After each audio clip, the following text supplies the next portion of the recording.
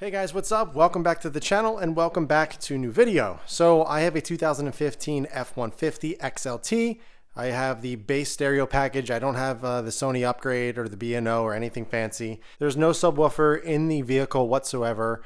And I was looking for something that was a plug and play option that would give me a little bit more fill of the overall stereo system. Nothing crazy. I know you can go custom. I know there's a lot of other nicer options out there, or I should say more expensive. But if you guys have been following me in my STI journey, you guys know that I ran a very similar kind of setup in the STI. It is the OEM kicker speaker upgrade. I did all the door cards, the tweeters, as well as the sub in the STI. Everything was plug and play, very easy. And it really helped the overall stereo system. I'm not a big audiophile person, so I wasn't looking for best of the best. I know there's better options out there if you go custom, but for a simple plug and play setup, it was perfect. So I was looking for something similar for my F150, and I came across this, and I found one from eBay. It's from a Ford dealer, actually. They had one laying around, and they got it sent over. So this is everything that you need: the harness, the actual subwoofer enclosure, powered by its own amplifier, so it's a whole unit. This actually mounts behind the driver's side rear seat, so it's nice and discreet. You won't even see it, but it will fill in the overall sound much better. Now, again, I'm not looking for crazy sound or crazy bass, just wanted something a little bit extra. Now, I was just looking, I thought it came with an extra harness that you run to the battery, but apparently there's actually a cable already ran right back by the subwoofer enclosure where you're actually going to mount this. So this actually just plugs right into the amplifier right here, and then this Molex plugs right into the harness already ran there. I'm hoping it's there. If not, I'm gonna have to do some research and find the other harness to run it to the actual battery. But doing some research, I believe this is the way to do it. I think you actually have to code this in via ForeScan. I'm not 100%. I'm not familiar with that, so I may have to reach out to some of my F150 guys and see if they can help me out. But I want to at least install this, see if I can get it working, just see if it works for whatever reason, and at least show you. But if I find out that I need the other harness and I need to code it with ForeScan, obviously I'll pick this video up later and show you the finished install. But for now, let's get the truck in the garage. Let's get everything kind of situated and get this installed. So here's the part number if anybody is curious: VGL3Z18808-A. So that is what you're going to be looking for if you have a similar vehicle to mine.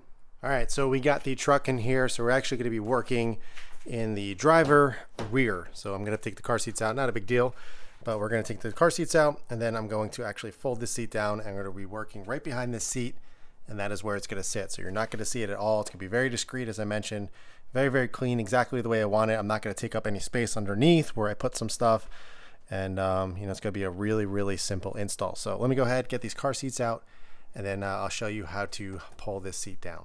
All right, so this side car seats are out. Now you're actually going to reach behind. There's a little metal latch that you're going to reach behind and push, and you're going to be able to pull this whole seat down. So let me go do that. I'll show you once I pull it down so you can see exactly how the mechanism works. They actually have something you can purchase that makes this much easier, but I never need to pull these down, so I never found the need. But let me go ahead and pop this off, and I'll show you how to do it. All right, so I figured I'll show you, since I think I'm able to get the camera in there. First thing you need to do is actually lift up the seat. There's a little latch right here. You just pull it, it lifts right up. And what this actually does, it pulls this forward a little bit. I've already undone it, just I wanted to make sure. So if you look back here, you can see the latch and then the latch on the back of the seat. So if you look on the side, there's this little metal tab, and all you are going to do is slide it, I believe up when it's in the lock position, and then it pops free. So very easy. So this back area right here is where the subwoofer is going to sit. And then what I'm going to do is pull off the little weather stripping here, and the actual plug that we're going to plug into is right behind there. So let me do a little bit of searching, figure things out, and then I'll get back to you. All right, so found the plug. Really simple. The easiest way to do it is the weather stripping around the door. All you got to do is pull it to the side, and you can see there's a little gap between the little plastic piece and the frame. So I'm going to get you a light. So if you look in between there, hold on, let me see if I can get it up. There you can see it right there. Little gray plug with the red in it. That is the plug that we're going to plug the harness in. Sorry, it's not focused, but you can see it in there. So there we go. That is the plug. I found the easiest way, or what people said, is actually to loop the harness through the back here first, and then pull it through here, and then use a screwdriver or something to push the plug into the receptacle over there. So I'm going to go ahead and route that and see if I can get some access. You might be able to just pull this piece off if you really needed to, but I think I'm going to be able to do it without having to do that. So let me go ahead and run the harness, make sure everything kind of plugs in, and then we can get to actually mounting it back here. All right, so I got the harness through. Over here, the fabric on the back is very flexible, so all you gotta do is just kind of push it, and then I was able to gain access through the little sleeve right here. Just stuck my hand in, and I pulled this side out. So this is the side that's gonna plug into the plug already in there, and the brown side is gonna plug right into the amplifier on the subwoofer. So let me go ahead and plug this in to that wire, see if I can do it. Again, I'll probably just get a long screwdriver and just slip it in, and then we can get to mounting the actual subwoofer back here, and we should be good. All right, so I got it plugged in. As you can see in there, the black wire loom plugged into the plug. All I did was slip it through here, as I mentioned, then kind of looped it back through and kind of position the plug in the right area. And then I took a long screwdriver and kind of just pushed it in, and it clipped right in. So we are good to go. So now this one just plugs right into the actual amplifier on the entire unit, and we should be good to go. But first, before we do that, I want to kind of mount everything up. It includes all the harnesses and all the brackets and everything that you need to mount it up. So there's one here in the bag, two in the back, and then one on the side. It also includes all the screws that you need as well to make sure this thing is nice and sturdy. So let me go ahead, fit this in the truck, show you what it looks like, and then we can plug it in and see if it works. Most likely you're gonna have to scan it in or code it in with ForceScan, but let me at least get this mounted in the truck.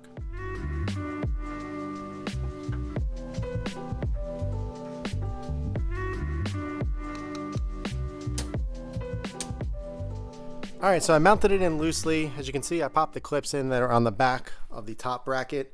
I took the screws out because I just wanted to see where it was positioned. And to actually mount the bottom brackets, if you peel back the carpet, you will actually see, gonna be hard to see. Let me see if I can get some light for you guys. So if we mount it back, you can see that little piece of tape. Also on this side as well, there's one there, and then two on that side. Sorry, it's kind of hard to see. But if you peel those back, there's actually a threaded hole. So those are gonna work with the bolts provided in that bracket. And there's another bracket on this side, the one that was in the bag, and we're going to use the supplied bolts here. So there's 3 bolts. These are probably 10 millimeters or so. This actually gets mounted to the unit itself, and these 2 holes on the bottom are gonna be mounted to the little holes covered by tape right now. But what you actually need to do is cut the carpet so you have access to those holes. So what I'm gonna do is kind of line up where it is, use a razor blade, cut it out a little bit. You don't have to do too much. You only have to do it enough for the holes to go through, or the bolts to go through, and you should be good to go. So let me get these mounted up. I'll show you how it looks and everything, and then we can actually mount this up into the truck. All right, so I got this bracket mounted. So what I did basically is just cut out a little square, get the bracket mounted so it lays flat on the actual frame, on the metal, and then I folded it back. So I never really cut anything out, so I can kind of reverse it if I ever wanted to. This is just some of the sound deadening kind of floating around there. But overall, I mean, it's gonna be behind the seat. You're not gonna see it. So it's pretty perfect. And this hole right here actually just slips into this little push clip right here on the corner here. Kind of hard to see, but all you could do is just slide it right into that bracket. The other side, the other bracket, you're gonna have to cut out a little sliver over there as well for the extra hole. Then the other ones just bolt right to these little clips right here. So let me go ahead and do that. I'll show you what it looks like over there, and then we can plug it in and go from there. All right, so we got the actual unit mounted into the truck. So down here you can see the little bracket right here with the carpet kind of slit right there. These go right into the little clips. That holes are already there, they just pop in. And then on this side, I just cut a little hole that lined up with that bolt hole, and it went right in. So it is nice and secure. It is not going anywhere, and I'm very happy with the overall install. Now it does come with the zip tie. I'm not 100% sure where that goes, but I do know that the plug for the amplifier that we just ran, there's a little hole in the bracket here, and there's an included little pop clip. So I believe it goes in like that, and then we can just plug it in the correct orientation like that, and I think we're good to go. So just kind of tuck it kind of out of the way. There's another one right here that I don't see where that would go, but it looks pretty clean, pretty out of the way. All you gotta do is just put back your weather stripping, which is very easy to do. You just kind of push it back into place. This I'm not gonna end up using because I don't know where it went. I didn't get instructions, that's why I'm kind of winging this. Then we can get the seats up and see if this thing works, which I'm not very hopeful because I'm pretty sure I need to do FORScan to get this working. But let's see if it works. So there is the subwoofer install in terms of actually getting it mounted into the truck. So let me go ahead, get everything situated here, turn the radio and see if it works. If not, I'll let you guys know and I'll update you later on when I get a chance to get it kind of coded in to work. But yeah, let's try it out. All right, guys, so as I suspected, this is not working currently. I need to get this coded in with FORScan. So I'm gonna reach out to my F150 guys, see if anybody's local to be able to do this for me. I'm not really familiar with the whole entire program, although I may try to familiarize myself to see if, just so I can get it working and do it myself. But in the meantime, I'm going to post something up on my Instagram, see if anybody can help me out locally and get this sorted. But I will catch back up with you guys once I get it sorted out. It's going to be hard to show you a sound difference, but I'll let you know what I think. Is it worth it? Is it worth the, $650 this was? And then we can go from there. So I will catch back up with you guys in a little while.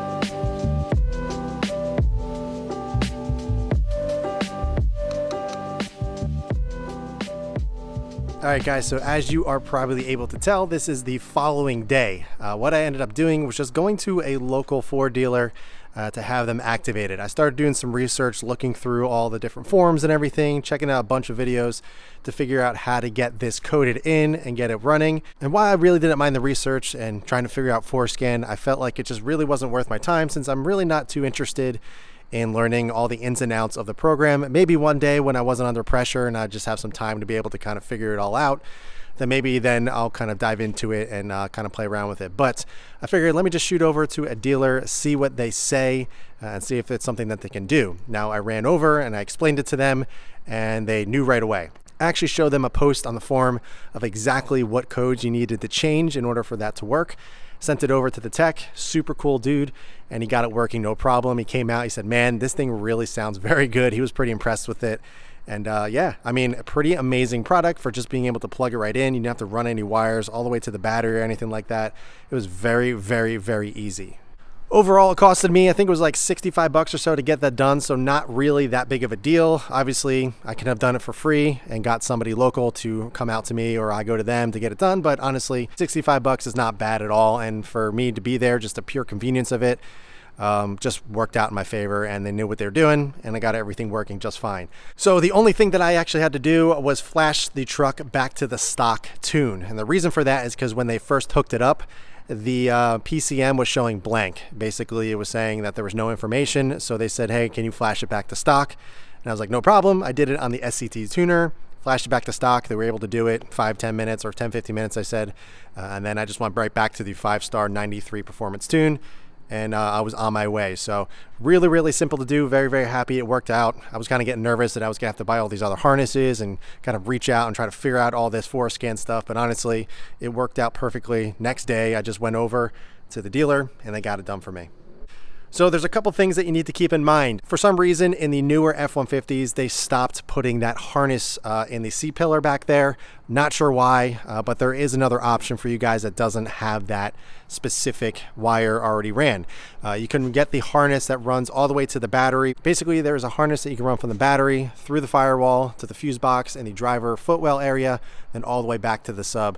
Obviously, that takes a lot more time, a lot more work to get that done, but it is doable if you have a newer F-150 or your truck was not equipped with that wire already ran. Now, there's a couple other things to keep in mind as well. If you have the Sony or the B&O system, I heard sometimes it doesn't work or it's not really that worth of an upgrade. But for me, since I did not have anything there, it is a huge upgrade. I am absolutely in love with it. It really, really filled out the entire system. And now when I change the overall base level, on the equalizer on the head unit.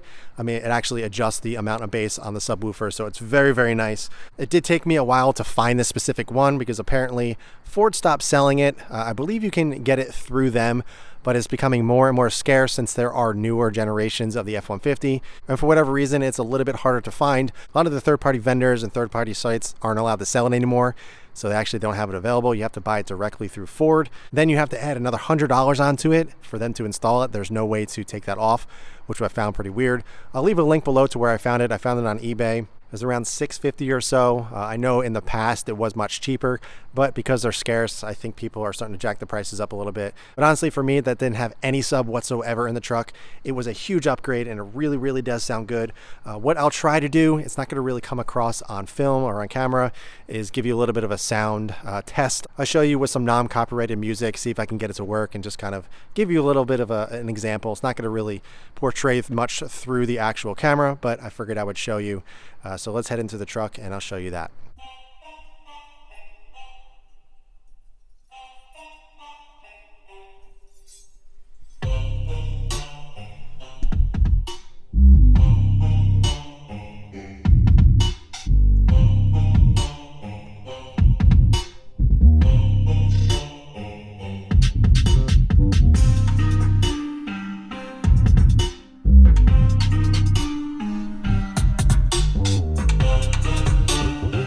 All right, guys, so I hope you enjoyed that little sample. I know it was kind of not that great, but I wanted to at least give you something because I know when I did my kicker upgrade on the STI, when I was doing review videos and everything, a lot of people were yelling at me saying there was no kind of sample. Not that great, but hey, at least I gave you something, and sounds really, really good in person. If you're really good at Forescan, you could actually go in and kind of adjust the OEM speakers and kind of fine tune them and make them sound even better. But also, as I mentioned in the beginning of the video, I'm not a big audiophile, so I'm not really, it doesn't really bother me too much. I'm not gonna nitpick every little thing. I think it sounds pretty good to me. So before we wrap the video up, I'm gonna give you some updates on the truck. Got some new things coming in. I got a new grill coming in, a new really cool interior mod coming, and I'm gonna show you guys how to install that. And also, finally, after all this time, I know I've mentioned it 1,000 times, but the Morimoto Gen 2 taillights have finally shipped. So those are going to be in very, very soon, probably at the end of this week. So I will continue the video that I actually started back in January of actually finishing up that install and finally getting the Gen 2s on the truck. I'm going to be doing a couple other things to the truck as well, making more videos on this, kind of fine tuning it and making it the perfect daily driver for me. As for the STI replacement, coming very soon. I know I've said that 1,000 times. I'm still on the hunt for one. I promise I'll give you guys an update soon. But as for the kicker sub upgrade, very, very happy with it. Highly recommend it for anybody that has my system, which is the 7-speaker system and no sub. It is a huge, huge upgrade, super simple install, and it sounds fantastic. If you guys have any questions at all, be sure to ask them below. But in the meantime, keep it clean, keep it simple, and I'll catch you guys in the next one.